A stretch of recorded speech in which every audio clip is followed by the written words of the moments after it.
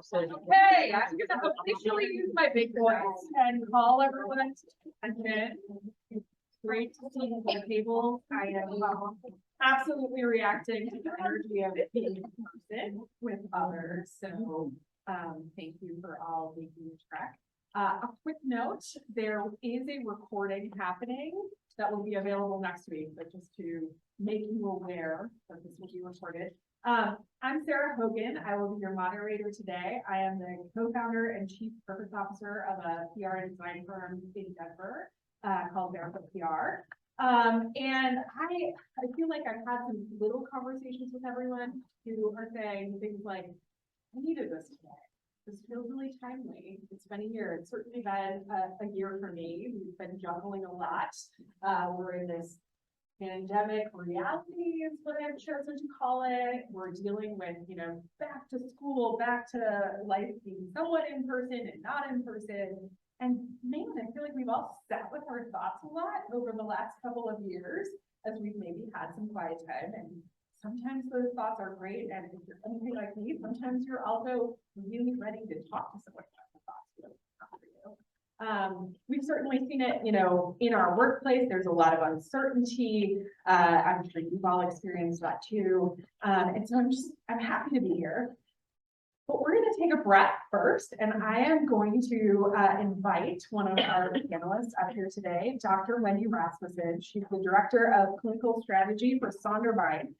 She's going to bring us here to be present with a mindful moment. Thank you, Sarah. Yeah. Nice to meet everyone. So we'll just do this really quick. I'm trained as a licensed clinical psychologist. So back when I was still doing clinical work, I used to like to start my sessions with mindfulness. So I appreciate that there was interest in this. So go ahead and get comfortable in your seat. And we'll learn to just breathe through this without more noise. So go ahead and either close your eyes, or if you're not comfortable, you can leave them open. Just find a spot in front of you to relax them on. Hands softly in your lap, feeling supported in your chair. Go ahead and take a deep breath in through your nose. And exhale through your mouth, relaxing your jaw. See if you can release any tension there. We'll start at the top and bring your attention to the space around your eyes, around your forehead. We tend to furrow our brows looking at screens. Go ahead and bring it down now to those shoulders. If you like, shrug up and let go. See if you can let go of any tension across your shoulders.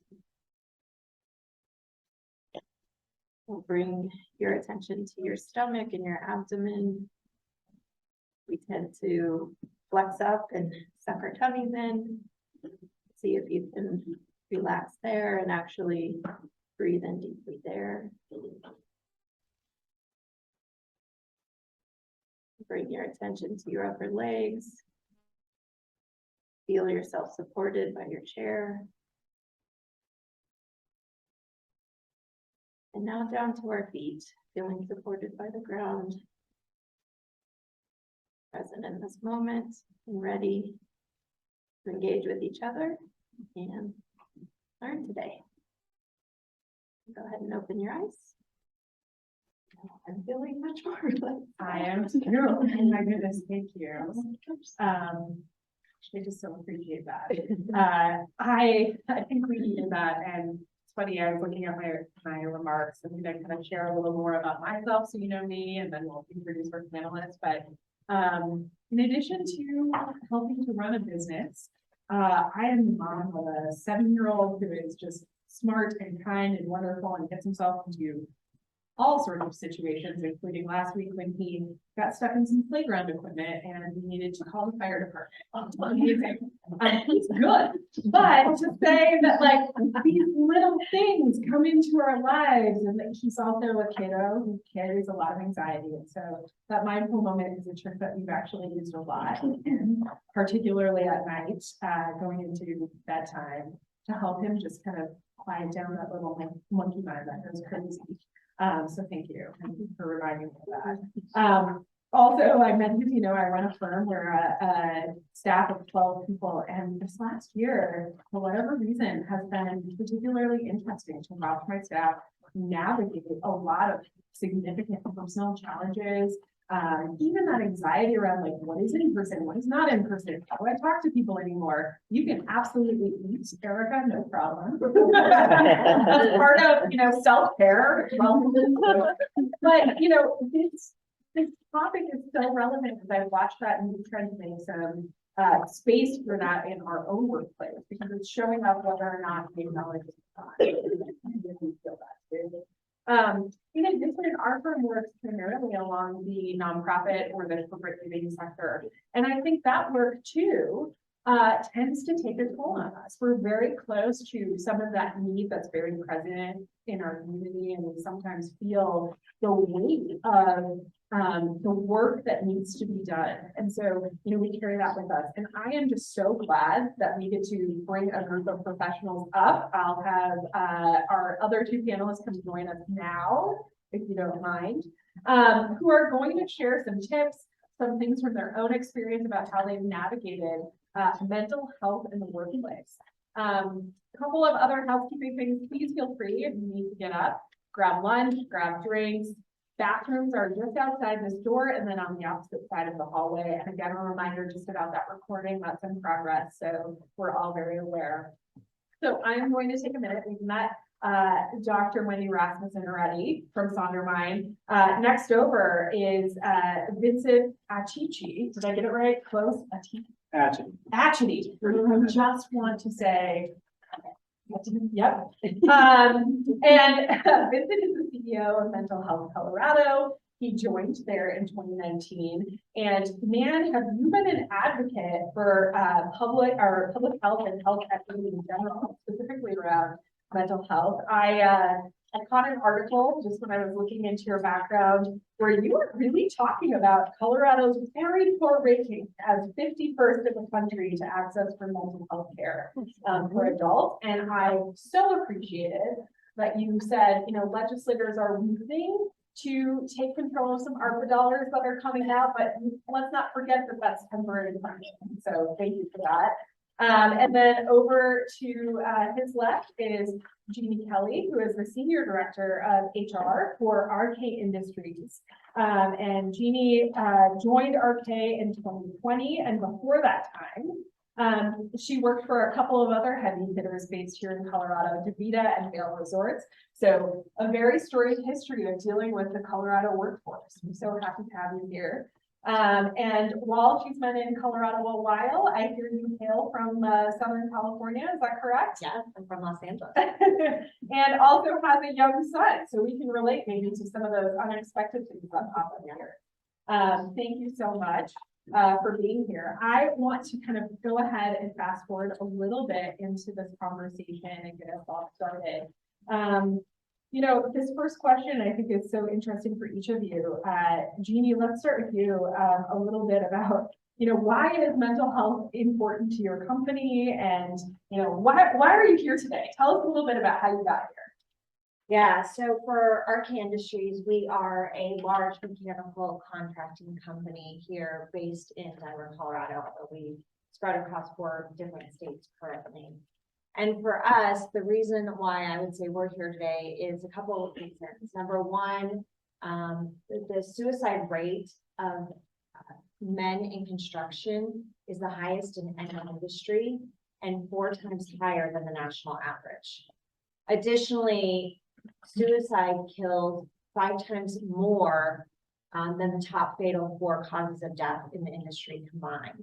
So there is a significant amount of this issue that we deal with on a daily basis. And in 2014, we had an incident where at the end of the day, a tradesman finished out his day, and as he was finishing, he handed out the tools from the toolbox, which is kind of an odd gesture. And he kind of, you know, you get this, you get that, and everybody said goodbye and went home.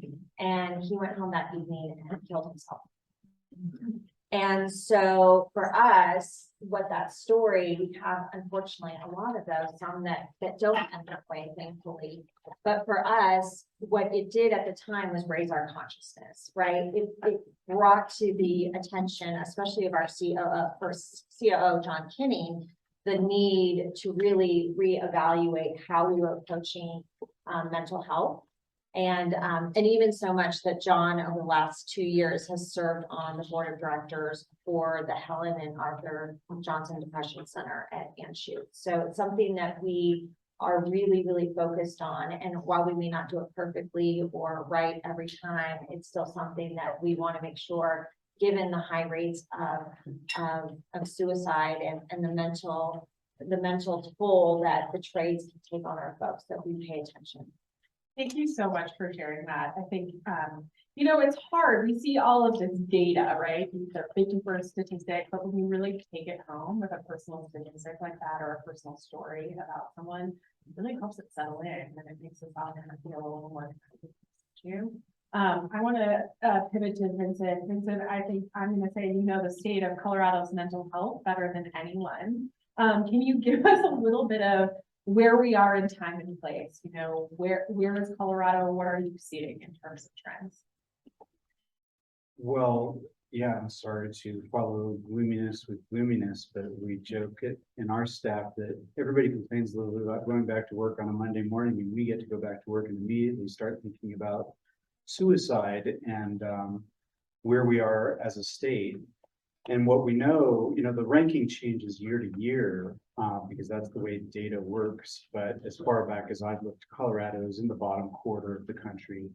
And, why that is not entirely, you can't entirely wrap your head around it.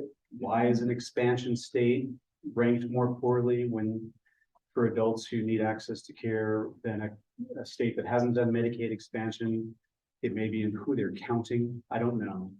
But what we know is that Colorado, among other Mountain West states, is reliably ranked as suicide being a leading cause of death, one of the top 5 states for suicide. We know we've got an opioid epidemic underway that leads to a lot of deaths. We know that we've got kids in crisis. We've all been through 2 more challenging years than we expected. And kids are bearing a particular front of that. And what concerns me is when we talk about that 51st state ranking is that ranking which came out this year is based on data from before the pandemic. So we don't know where we are other than looking around and reflecting on our own experience and understanding that we're in distress. And it's not just the pandemic, it's the economy, it's the political situation, it's the war in Ukraine, it's climate change, it's this whole array of things that are heavy on us and we're reacting one way or another. Well, I thank you for helping us to understand where we're at. I hope we can all kind of take a moment and appreciate that we're here to do something today. That while, both of these first 2 stories are a little bit heavy, we actually can do more. And there are little things that we can do. And Wendy, that's why I'm so glad that you're here. You started us with that great mindful moment. And, maybe you can tell us a little bit about Sondermind and kind of the role that you play in helping us take action. So Sondermind was founded here in Denver back in 2017. Our founder and CEO, Mark Frank, he had an experience with trying to access therapy and really struggled with finding a therapist who was local, took his insurance, was taking new clients. I'm sure some of you have also encountered these difficulties as well.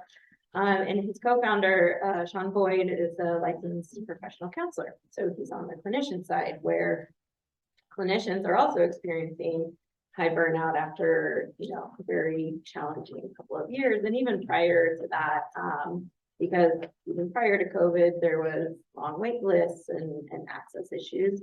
And there's a lot of overhead and administrative burden that goes on as well as a clinician. So they wanted to sort of, how do we start an organization that solves for not just like solving access or not just solving the clinician support side, but really how do we redesign behavioral healthcare to make it easier to access, to support providers so they have a good experience and are able to provide better care. And also so we can partner with payers in order to try to redesign in that space as well. And so we sort of sit at the hub of matching individuals with a private practice therapist, and for the therapist taking care of back end, so claims, all the billing and things like that. And we offer tools related today to telehealth. At the time, it was all in person.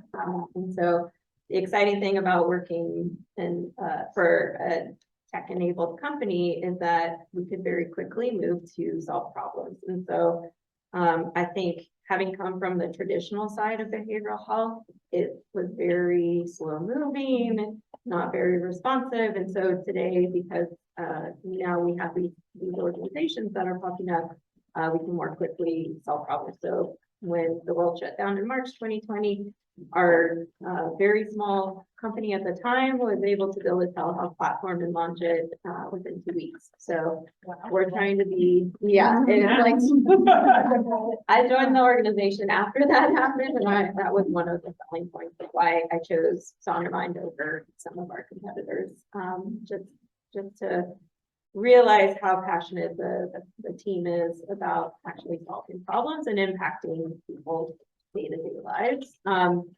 So for us, we're on the sort of care continuum of outpatient care. I think what you were asking about is more as individuals, what are some of the things that you can do? Yeah, and the tips. I think we're always looking for. Yeah, so I think it's very individual, and it's about finding what works for you. I think if I were to say one thing, it would be what gives you energy and figuring out what those things are and what are the things that deplete your energy. So I don't think like work-life balance is like feasible, but really thinking about balance between the things that give you energy and take away your energy, and really developing over time improved self-awareness and what your kind of red flags are for when you're getting too depleted. And so starting to have some of those go-tos that give you energy to lean on. I know some folks love working and it gives them energy, and that's probably business leaders in this room, right? You're here probably for that reason. And so I'm not going to tell you to like work less if you're nearing burnout, but maybe carve out, if it's spending time with your family, in addition to the work stuff, carving out a little bit of time for family. So it's very personal. I'm going to tell everyone that a doctor gave us a prescription to carve out some personal time. Yeah. I do think that's really important. And this idea of, we are all individuals. We all have mental health, and we all show up in a workplace with that mental health on kind of this continuum. That sometimes changes from day to day. And yet, I think for so long, we've been afraid, or it's really uncomfortable to talk about that at work. And I think about that in my own small office, that we've worked really hard to create a space where that's okay. And we acknowledge that, those employees show up a lot as a, support system for one another. You talk about being able to find therapists. I've heard a lot of discussions being like, how did you find yours? Can you refer me? That sort of thing. And we spend a lot of time with these people who are around us. And yet sometimes, we walk up to each other and we say, I had an experience with Bonnie earlier where we're like, I needed to talk to someone, and we say in that quiet voice, we don't want to do it. And so I'd love to transition to talk about that a little bit. Jeannie, it's incredible. You obviously have this crisis point in your company, but how have you gotten employees to buy in to talking about mental health and suicide prevention? Yeah, I think for us, once we kind of raise our level of consciousness around this issue, what we've tried to do is set a tone and a culture that matches the importance of it. And so where we have gone with this is really creating an environment and a space where the stigma is diminished, certainly not gone, but diminished, and that it is a safe environment to have these types of conversations. So a couple things that we've done specifically is, number one is that we have, in the construction industry, every morning they do what they call toolbox talks. So before you kind of spread it out between the buildings that you may be working in or the facilities, right? They come together, and part of the toolbox talks are around mental health and mental well-being. Some of the other things, like I said, our COO is incredibly passionate about this topic. And so anytime he is in any type of setting, whether it's formal or informal, large or small, he always starts talking about mental health so that he, at the very top of the organization, that it is becoming normalized and a discussion point that isn't so taboo. We also spent the last couple of years, some of you may be familiar, formerly known as Working Minds, now called VitalCog, where we partnered with their organization and started bringing training in for various levels throughout our organization to get them educated about the topic and able to speak to it no matter where they are in the organization. And we're continuing to roll that curriculum out broader this year to make sure more of our employees are having the benefit of that type of education. Thank you for being a leader. I'm sure you're available if anybody wants to talk to you about some of that. I think normalizing the language or giving people that language is such a big deal. And, Wendy, I'd love to ask you, like, how do we start that conversation with someone? What are the words we use? How do we bring it up?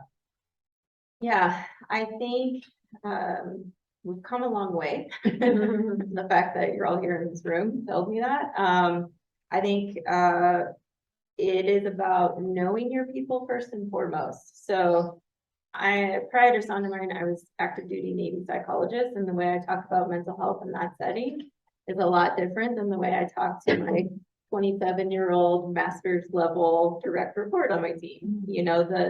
Like you said, the language is extremely important, especially with construction workers. You're likely dealing with a lot of stigma, a lot of gender norms. And so I think it's first and foremost about knowing your people and sort of their comfort level and meeting them where they're at. So I don't want to go down the path of saying, here are some specific things you can say. I think potentially an entryway may be talking about, like, how is it showing up for them? So are they, having more arguments with their family members or with their spouse? Are they feeling short-tempered?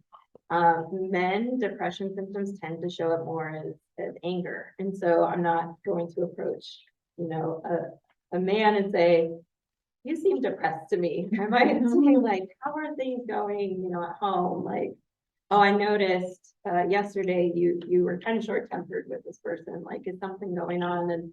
And also I recognize having that relationship and psychological safety in the first place is sort of foundational to being able to open up these topics as well. So it's sort of a phased model, if you will, and doing that groundwork work. It's kind of going back to how you started this out, that mindfulness for self, but also for others. And I think as leaders, that can be so important to just kind of pause and say, have I noticed more tension? Has one employee been kind of pulling away more? And maybe watching those behaviors and being Vincent, I'm curious, you come at that from seeing people from all sorts of places, dealing with the mental health and, trying to find resources. Have you seen an influx of people into the workforce coming in and saying, like, work is just really stressing me out? Or employers coming to you and being like, dang, how do we start this conversation? Well, yeah, I mean, that's been a chief topic conversation for the last couple of years, is being invited in to talk about workplace well-being and how to support people through this. So definitely a recurring topic, and supporting each other in the workplace is not formal therapy, but it's, I believe that very few of us thrive best in isolation, right? There's a very small percentage of humans that are truly hermits. Most of us thrive in some kind of community, and we manufacture to some extent our sense of well-being collectively with each other. As you know, living with family members, if somebody comes in feeling something heavy, you don't need that person to open their mouth before you feel it all the way across the room and know something's going on. And so to a lesser extent, that's true in your workplace. And the more I think you can just create an opportunity for genuine connection and sort of grounding in the moment of face to face, who we are, and what we're doing here. Even in that greeting, you know, whereas before the pandemic, you'd run into people and you say, hey, how you doing? And the response is, hey, how you doing? And you keep walking in opposite directions. Just to inject a little pause there where you disclose something about yourself. Because that way you're establishing some vulnerability. Yeah, you know, I'm worried about my sister. That's all. And then the other person can offer something up too. And there you've done something to say, oh yeah, we're humans and we're carrying stuff. In the meantime, we've got work to do. And it just creates a more inviting atmosphere for. Wow. You know, it is so interesting, right? There's these big things and then there's these kind of micro things that we can do every day and really setting that tone within the workplace. I'm curious if, you know, any of you have other things that you want to bring in that talk about how to set that tone either positively or things that you've seen kind of really negatively impacting the workplace and our mental health. I think something that's been very effective so we have, of course, teams within the organization. For our team, we've got 3 clinicians and 4 or 5 non-clinicians on our team. And so we, from the beginning, since I started, have done weekly check-ins at the start of our weekly meetings and actually setting aside time for that. So you're not just jumping from meeting to meeting and jumping into tasks and problem solving, but it's like we go around and it's morphed over months. But it started out as a mind, body, spirit check-in because we were clinicians who were leading this, and I extend a lot of gratitude to the folks who came along for the ride. And over time, you know, it could be I think it's like rosebud, thorn, things you're looking forward to, things that aren't going well. Just like it can be a pretty quick check-in, but it's a nice way to actually get to know your people. And that's a nice place to, as I mentioned, start building that psychological safety. I would say our engineering team probably would approach it in a different way and find terms that work for them. Mind, body, spirit would not fly. But you know, they could find some sort of metaphor to use that's applicable to them in their team culture. Has there been anything, you know, Jeannie, for you, obviously, we keep going back to that event, but you know, there's lots of things that happen, whether it be like the economy or a job that went well or is going poorly. Are there any other things that you've seen that have really, you started to notice are affecting mental health for your workforce?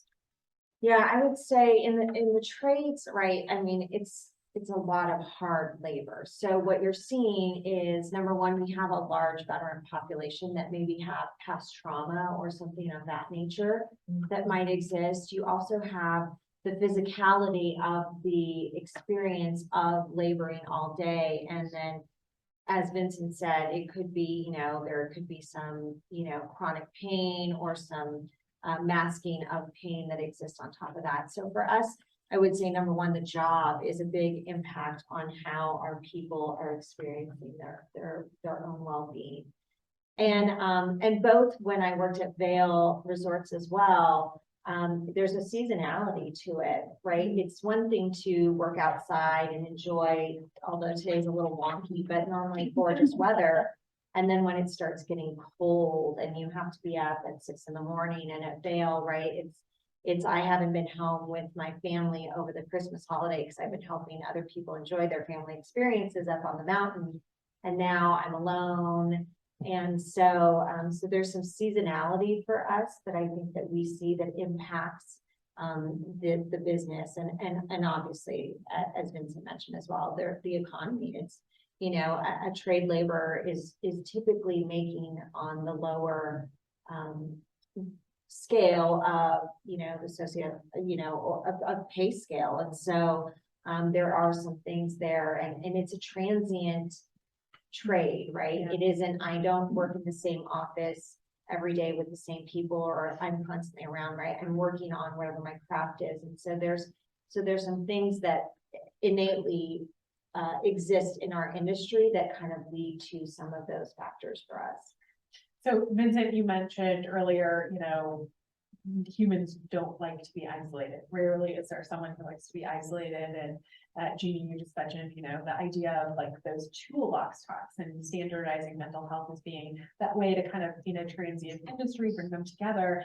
I'm just curious, you know, between you, any other tools you want to share with the group that you've either been thinking about introducing in the workplace, or, you know, you've seen really boost productivity maybe in those times where seasonality has been affecting people, or, you know, a really heavy thing is lingering out there. Kind of like beyond the moment, anything that you've been like, okay, we got to ramp up today.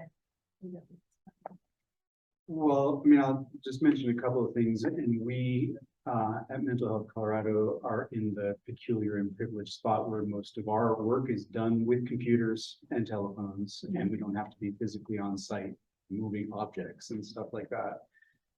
So we've been able to be just very flexible with people in terms of their timetable, and everybody's got deliverables and their deadlines for things, but whether they're working at 7 o'clock in the evening or 9 o'clock in the morning, if they're showing up for their meetings and turning stuff in on time and all the wheels are turning the way they need to turn, we don't, you know, if you're out walking your dog because it's a nice day, or spending time with your kid, or picking up your kid at school, or all those different kinds of things, it's great that we have this technology that allows people to manage complicated lives without the constraints of commuting and being present. And so it's a very different world for people who do this kind of work than it was a couple of years ago. And then just another little trick that I've been emphasizing for folks is just what we do to ourselves with the way we take in information.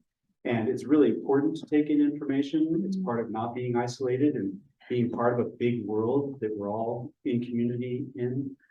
But when we take in as much information as we're now capable of taking in with all of our fancy technological devices, it is so much more information that a human can manage or process. It's beyond us. And so what's really important is to try and narrow that volume down so that it is the way it used to be. The newspaper landed with a thump on the front step. You had a half an hour to look at it, you threw it away, or you watched Walter Cronkite for a half an hour at the end of the day, and that's it. Don't consume 24 hours a day of constant information from the world. Get back in the moment of stuff that's within your scope of control and be there. And that's curative, I think, and preventative. You know, it's interesting that you bring that up. So I am in the business of consuming information, you know, in a PR firm, and I have a staff who consumes it for fun and for work. And they all tend to be fairly empathetic as humans. And we were noticing, Corey and I, that our staff, you know, in the wake of like the climate, you know, they're consuming all this information, they're coming to work like this heaviness. And our choice was, okay, we need an outlet because they're carrying this anyway and they don't know how to bring it out. A lot of them live, you know, with roommates or maybe one person, but they're not like in these huge social groups where they know how to deal with it. They're pretty young. So we've created a space in our Monday meeting where we call it current events, but really what it is like, what's on your mind? Particularly helpful. Again, we are all women, fairly leftist leaning, and in the wake of something like the jobs decision, we made that intentional effort to say, like, actually, no, we're going to dedicate 3/4 of our meeting to talking about this because it's going to impact them mentally anyway. And I'd rather have a space where we can talk about it and maybe get some control over like, what can we do? Or can we just say like, man, let's support each other today to do that. But yeah, it's wild. I appreciate that. You know, I guess, Wendy, I want to talk to you a little bit about this idea of creating work-life alignment, which I like much better than work-life balance, because I think, you know, we're constantly out of balance. But any tips that you have for us for that alignment? I think starting with the personal inventory, what are all the things on your plate? I don't have children. I know children are very time consuming, and it's not like, you know, you can show up and not be present for them. if you think about the type of parent you want to be, so it's like, yeah, I'm exhausted, but I still have to show up after working all day and be present for them. So doing that personal inventory of what are all the things, and then sort of figuring out, like, I kind of think of it as like a bullseye, like where are you, where you want to be on the bullseye in each of those kind of quadrants. And so you might find like your balance is out of whack because work is taking up way too much and you're not necessarily on deadline, or there's not necessarily a big project, but you've just gotten pulled into the swirl of work being what it is. And especially now that if you're in the type of role where it is all computers, phones, like it's very easy to work 24/7 because there's not that clear, I went to the office and now I came home and I'm shut off. So yeah, figuring out where you are on the various quadrants, I think can be helpful. And then figuring out what your boundaries need to be. We on our team established, you know, one afternoon a week of no meetings. So we gave permission for everyone to block their calendars unless it's something like, oh, you're getting pulled in to chat with them and you can't really say no. Then they're able to politely say like, hey, this is blocked for heads down time. Can we find another time? And so I think also empowering your people and leading by example to say, this boundary is okay for you to set.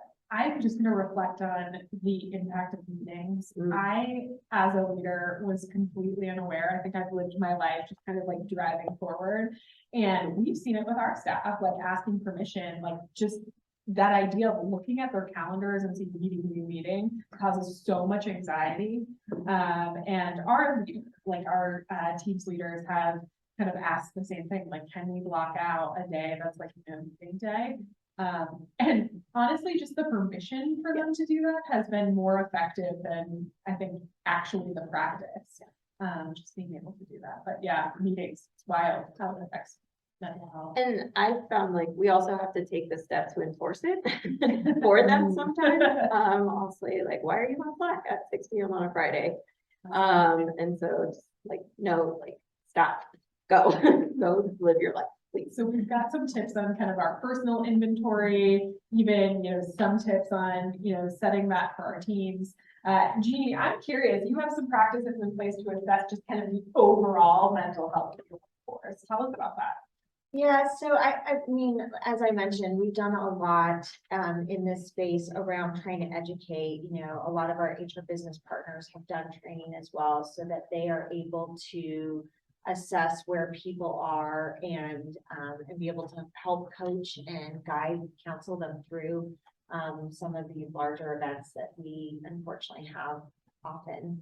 And so for us, you know, I think it just comes back to the environment that we're trying to create and consistently opening the conversation for people to say, how are you today? You know, how are you doing? How not, you know, I think we've all heard the last couple of years, and myself, I've been guilty of this, of trying to stop using the word busy, right? But really, how are you? And making sure that we're asking about the human and the person versus just the task at hand, especially in construction, it can be so focused on timelines and things like that, as opposed to the people that are actually doing the work. So Thank you. Appreciate that. Humans, it's amazing when we are in a business that relies on humans, how paying attention to humans actually can help us all do that better together. I want to be respectful of time and take kind of one last moment for each of our panelists to share something before we open it up for some questions. I want you to all leave us with one last tip about kind of this idea of embedding the practice of being attentive to mental health in our organizations. Just whatever one last thing you'd like to share with the group today. Wendy, let's start with you. Know your people. Know when things take the time to get to know them as people so that you can see when they're starting to deviate and when it might be appropriate to check in. And to your point, ask them how they are as humans, not how is work going. Particularly helpful probably with new leaders. Yes. Who are leading teams. They're so focused on sometimes knowing the work that they forget to know the humans. So And they haven't sussed out yet if Totally. it's okay Is it to not be okay. Vincent, how about you? One last tip for us.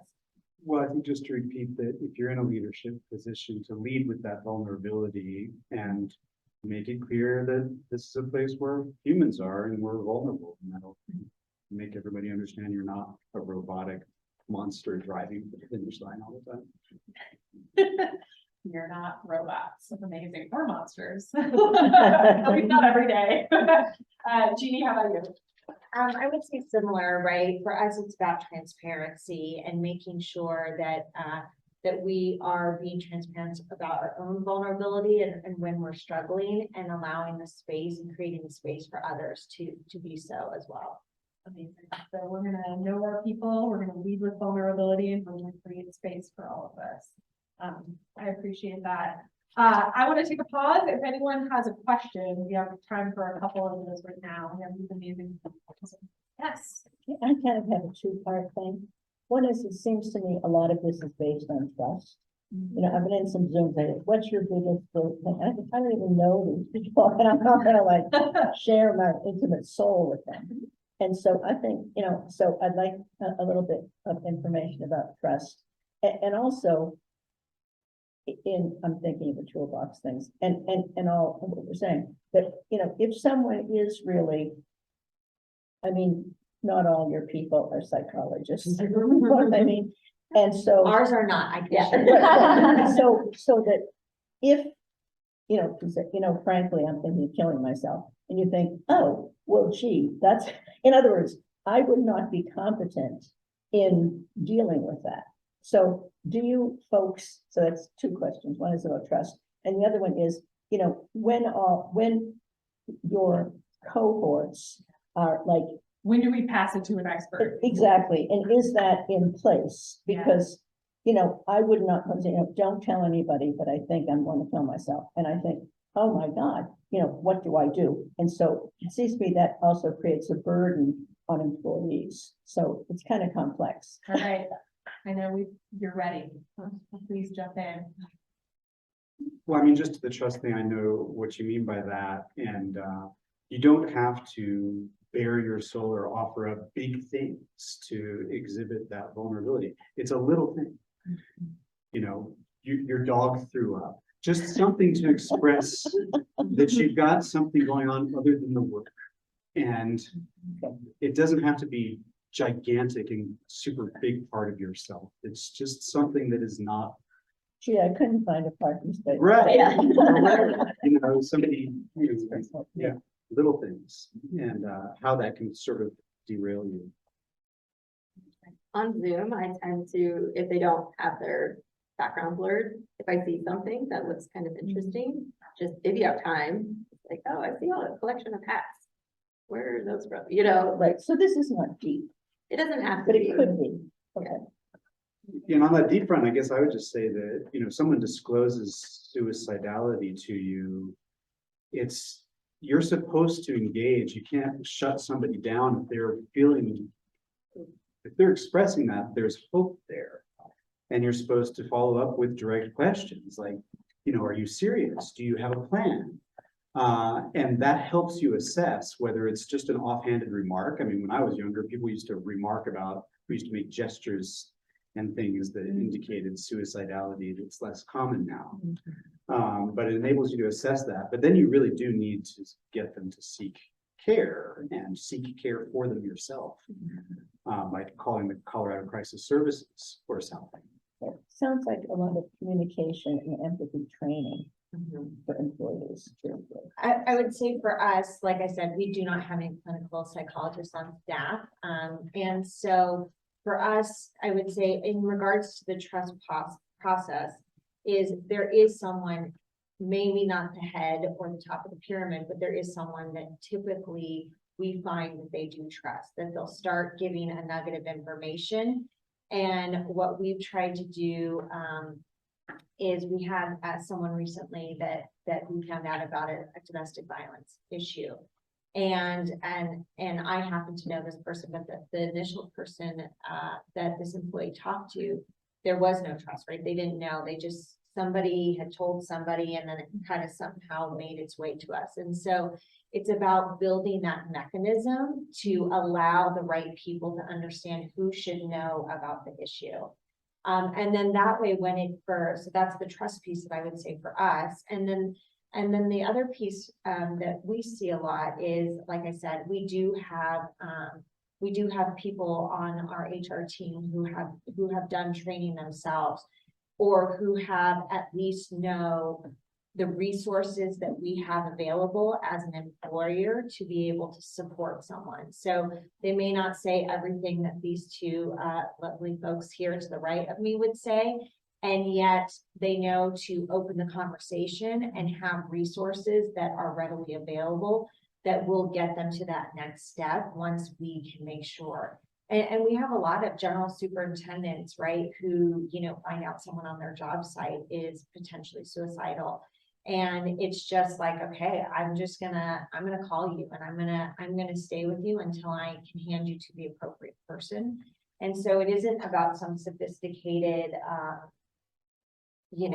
call center that we have. It's just more about our intention behind it and giving people the resources that can support them in a way that's gonna benefit them. Thank you. Let's go over here. I just wanted to mention our company, when we were launching our mental health and well-being, we asked for volunteers to train as mental health first aiders. And we trained 78 people in our global offices to be mental health first aiders and be mental health champions for Janice Henderson. And that way, when we did start rolling out well-being things, This Is Me campaign, some things, we had a list of people that you could go to that were not necessarily HR, because sometimes people worry about sharing their mental health concerns with HR, that it will affect them professionally. So we've offered, if you'd like to share confidentially with a colleague, please go to one of your mental health champions. Here's their names, here's their phone numbers, here's their email, go out for a cup of coffee with them. And then our trained people can hand off, stay with, and then work with that person who have more comfortability with the resources and the knowledge.